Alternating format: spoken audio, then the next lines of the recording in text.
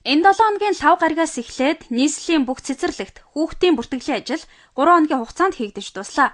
Өнөөдөр бүртгэл дуусж байна. Баянзүрх дүүргийн хувьд нийт цэцэрлэгт хамрагдах хүүхдийнхээ 65%-ыг нь л цэцэрлэгт бүртгэсэн байна. Учир нь дүүрэгтэй байгаа цэцэрлэгийн ачааллаа тааруулж, анги дүүргэлтэй хэд хэдээр нь хэтрүүлэн байж бүртгэсэн гэлээ.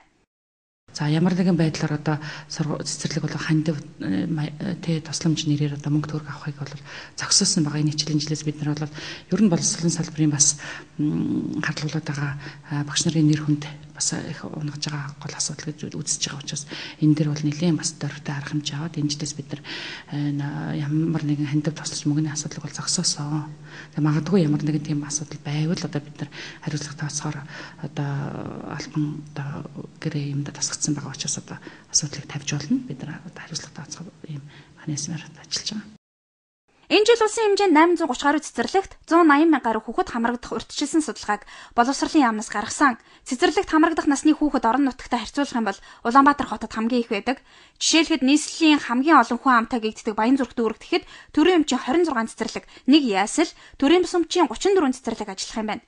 Өнгөрсөн жил 8 цэцэрлэг энэ дүүрэгт шинээр ашиглалтанд оруулахаар төлөвлөснөөс өнөөдөр 5 цэцэрлэг 9 дугаар сарын 1-нд гэхэд хүүхдээ хүлээн авахд бэлэн болжээ. Ер нь бол засварын ажил бол дууссан гэж хэлж болно.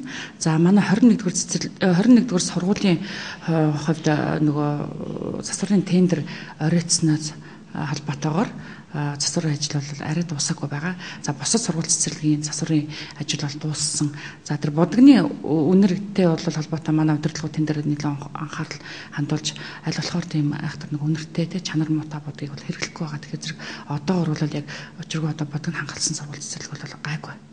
Энэ жил Баянзүрх дүүрэг 28 хороотой болж өргөцсөн учраас хамран суралцах тойрогт ч гэсэн өөрчлөлт оржээ.